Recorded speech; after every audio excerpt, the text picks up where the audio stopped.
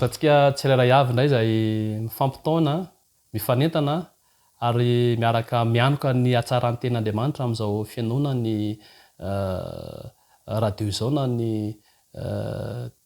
900 ny tompony ho amintsika tsirairay avy, ny tompony tahantsika ary ny tompony ho amindra fo antsika mba ahafahantsika mandray amin'ny kalemem-panasy am-pitiavana ny ten'Andriamanitra izay fampizarana eto. Andaontsika hiaraka hivavaka alohan'ny anoisantsika ny lohahevitra hoe tsy ambara-telo ny fahombiazana, ny tena fahombiazana kristianina marina amin'izao andro fahenina izao. Hivavaka antsika.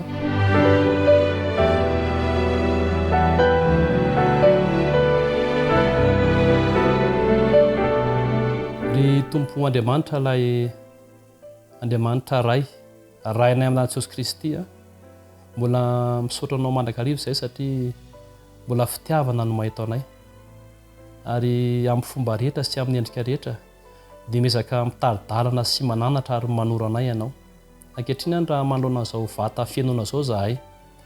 raha manoloana ny teninao izahay, raha manoloana ny feo izay fampizarana izahay Tompo, engane izany teninao izany mba hitondra anatra ho anay tsirairay avy, mba hitondra fiovana aminay tsirairay avy ary hitondra fiainana mitombo amin'ny fahatsarana ho anay tsirairay avy. Dia tonoana vavaka noho ny amin'ary Jesosy miaraka famialan-keloka. Amen.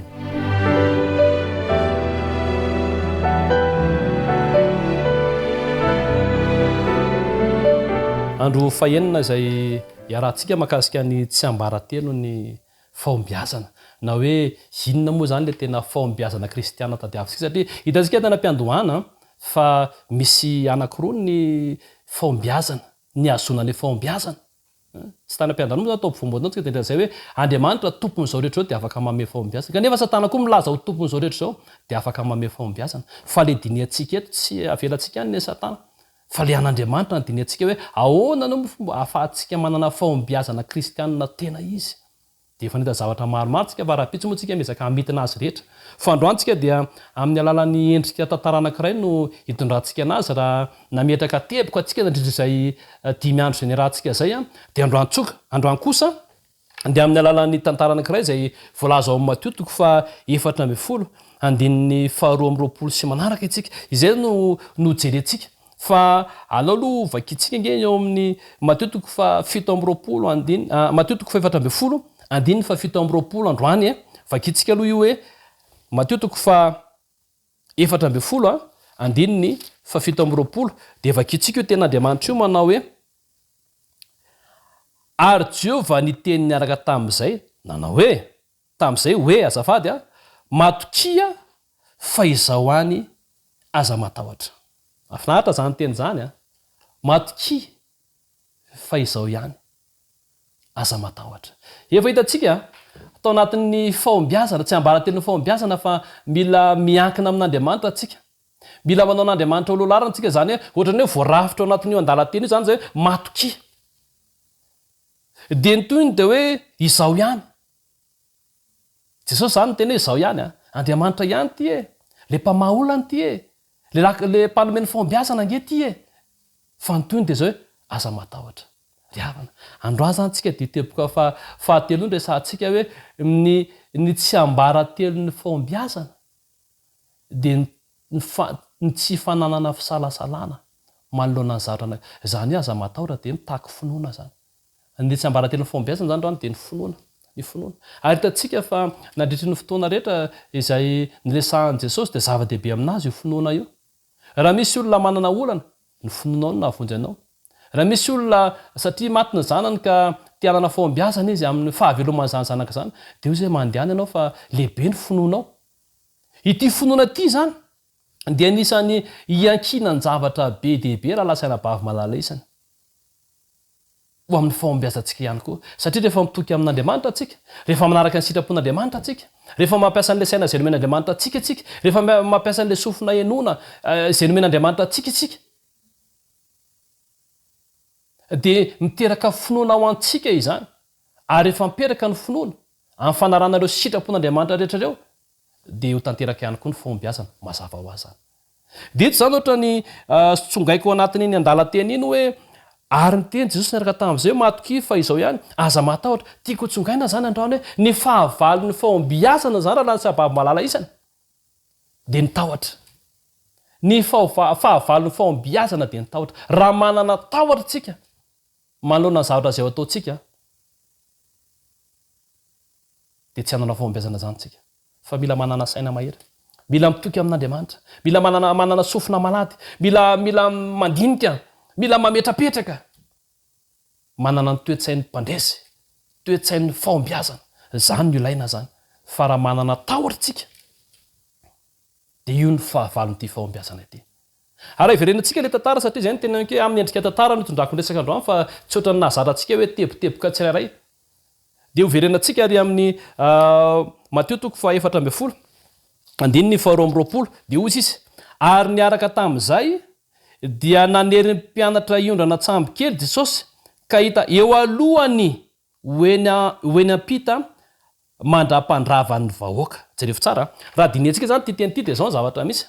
rehefa nampianatra teo Jesosy de zao aintsika ny tantara fa tsy ho averiko be dehibe izy fa teto amin'ity zavatra nitranga ty de hoe nalefan'i Jesosy mielory zareo ndanareo mandeha aloha fa aleo aloha za andrava an'reto olona reto mepita lakana io Jesosy zany tsy niaraka tamin'zareo fa ry zareo nandeha tany de toizantsika ny andalateny manaraka eo ny andininy 3:20 ary efa noravany ny vahoaka dia niakatra tao tendrombohitra izy mba hitokana hivavaka ary noho ny ariva ny andro dia nitoetra irery teo izy le mpianatra zany lasa nandeha ny apita hoery apita Jesosy nanino nyravain'ny olona de lasa izy aloha mbola niakatra tany tendrombohitra izy de mbola nivavaka aloha izy fa tsy mbola nanaraka ny mpianatra de ina zavatra nitranga rehefa dinetsika le tantara eo am'diny 4:20 ary rehefa mby teo ampovoan'ny ranomasina sambo kely tamin'izay dia natopatopany andrano izy fa notohanany rivotra ry avanao ny sedra olana ilay sambo ny faombiazan'io sambo io zany de zao miala aty amorona de tonga ery amorona rehefa dinihana nefa l izy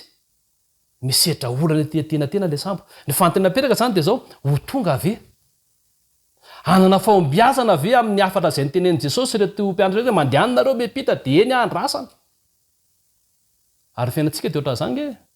eny atenatenany eny ohatra misy endrika anankiray zay mampiseho fa mety tsy aombontsika fa satria misy olana ry avanao tsy ny olana no manakana ny faombiazana fa nitahotra no manakana ny faombiazana ny olana tsy maintsy misy fa rehefa matahotra ianao de lasa olana ho amin'ny faombiazana izany de rehefa toizantsika le resaka eo ny andininy 4:20 de zao no zavatra nyresahany ary ro nahitazy nitsangatsangana ary tamin'ny fiambenana 4 ozy izy ny andininy 5:20 tamin'ny alina dia nakeny amin'ny mpianatra Jesosy nitsangana teo ambony ranomasina ry avanao faombiazana be nge zany mitsangana ambony ranomasina zany ary Jesosy ihany no mahavita an'izany izy irery ihany nanao an'izany mitsangana ambony ranomasina Jesosy nge faombiazany mba fanirianao fa zany hoe tsangana ambony ranomasina izany mba diny hoe ranomasina manonja misy rivotra kanefa Jesosy de mitsangana eny ambony le ranomasina faombiazana nge zany faombiazana zany ahoana moa no ahafahana hoe ao anatina korotana ao anatina tsy filaminana kanefa mahatsapy ianao fa mahomby ahoana ny ahitanao zany fa Jesosy de naomby satria izy mihitsy ilay faombiazana izy no fiandohan'ny faombiazana izy no fiafaram-ny faombiazana izy no fototra izany faombiazana zany de toizantsika ilay andalateny de zao rehefa nitsangana teny izy de neverin'ny mpianatra ao matoto izy tsy idirantsika lalina iny fa ny andininy 7:20 de ozy izy ary Jesosy sy nyteny niaraka tamin'izay hoe matoki fa izao ihany aza matahotra raha lasana bavy malala isany hitan'ny Jesosy nitahotra reto mpianatra reto ary tao anatin'izany tahotra zany de ozy izy tia omby ve nareo matoki tia omby ve nareo jereo fa izaty tia omby ve nareo aza matahotra tsy ambaratelo goavana be zany matokia de jereo za de aza matahotra nareo dinona nitranga taorinan'izay andininy 20 ary Petera namalika nanao taminy hoe tompoko raha ianao ihany de asevo manatonanao eny ambony rano ao hitan'ny Petera zany le faombiazana teo amin'i Jesosy de mba nanana faniriza Jesosy tena inaova io teo moa izy le salasala hoe matoto sa Jesosy fa asana fisarasarana tsy hafatokina matonga azy miteny an'ity hoe raha ianao ihany io sa mba te aomby koa izy de niatso an' jesosy hoe jesosy io raha ianao io de mba atsovy a de aloha mba hitsangatsangana eny koa e de inona zavatra nitranga eo diny fa 7 ary izy manatona de nidina niala tamin'ny sambokely petera ka nandeha tambony rano anantona an jesosy ry havana ny faombiazana de zao fanarana baiko n jesosy manatona ianao e aza misalasala ianao aza matahotra ianao manomboka eo zany le faombiazana aza matahotra avy ary manatona ary ka rehefa manakele baiko ianao hoe manatona tsy matahotra ianao na misy alon-dranomasina ary na misy onjabe aza fa manako satria jesosy miantso anao faombiazana ny anaran'izay efa mahomby ianao ny anaran'izay efa mahomby tsika ny anaran'izay ary de rehefa nanaraka an'io baiko io i petera de inona voalazany ten'andriamanitra de nitsangana izy lasa nandeha teny ambony ranomasina petera de ohatran'itako hoe mipozy le mpianatra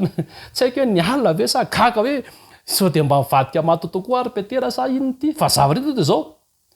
nypita tamin'ny petera ny faombiazana satria tsy natahotra izy fa natoka e jesosy io ary rehefa nianto jesosy de nanantona izy kanefa zao zavatra nitranga da dinitsika ny andiny manaraka toy izy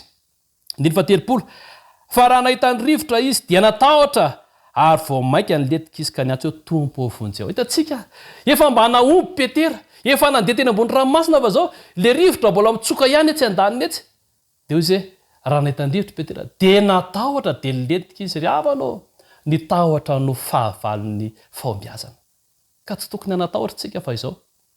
hoy izy le ten'andriamanitra hoe aza matahotra ozy izy ary rehefa averintsika lay teny teo diny fa 7 de matoky manana finoana e aza mieritreritra aza matahotra mihitsy ianao fa izao ihany ty jesosy io lay tompony vahaolana lay tompony faombiazana te anome faombiazana atsika jesosy io miteny io ditatsika ny olona petera teto fa raha vaovantany natahotra izy na de efa naomby ary izy na de teny ambony ranomasina de toa de letika izy ary ny any azo atao de zao nyantso vonjeo atompo vonjeo atao am'izay zava-dehibe zay tsy ambala tena faombiazana ihany koa araka litatsika hoe mila miankina amin'andriamanitra atsika fantatry petera fa ho faty izy raha ohatra ka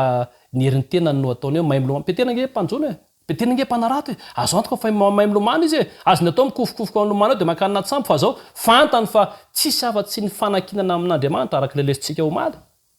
tsy fako maly irery ihany no azotsika izany faombiazana tsy fandresena zany de ozy hoe jesosy eo vonjeo ah alatsanabavy malalisana am'ty andro fanina aty de tiako no ametraka atsika izany tantara izany tsy ambaratelo fahenina zany ho amin'ny faombiazana de zao aloha ny zavatra tsaro voalohany ny fahavalo faombiazana aloha zany de nitahotra fa raha ohatra tianana faombiazana tsika am'ty andro fahenina aty de zao matoky izao ihany ty io izy jesosy aza matahotra fa ho hitanao ny faombiazana ho azotsika ny faombiazana ary jesosy ny teny azany de sala amin'ny jesosy ilay nandeha teny ambony rano sala amin'ny antsony jesosy any petera andeny ambony rano no entsony anao koa ho ao am'izany faombiazana izany de le faombiazana kristianina marina fa izao aza matahotra tompony etahanao a tompony etahantsika tsirairay avy a ka ho raisitsika ho lesinao fiainatsika izany lakile fahenina na tsy ambaratelo fahenina ny amin'ny faombiazana izany ataotsika hivavaka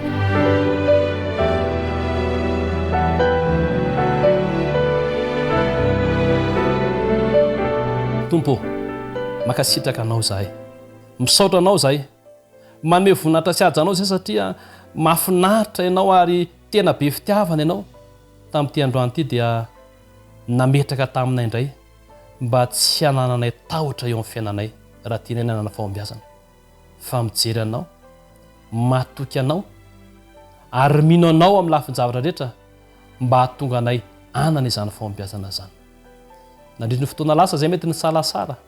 mety tsy nanana finoana mamindra fo sy mamelana elokay fa ampitombo eo anatinay kosa amin'ny alana ny fiasana fiainanao masina tompo izany finoana zany mba tsy hanananay tahotra ka hanimba ny faombiazanay de tonona vavako ny aminaran'i Jesosy amen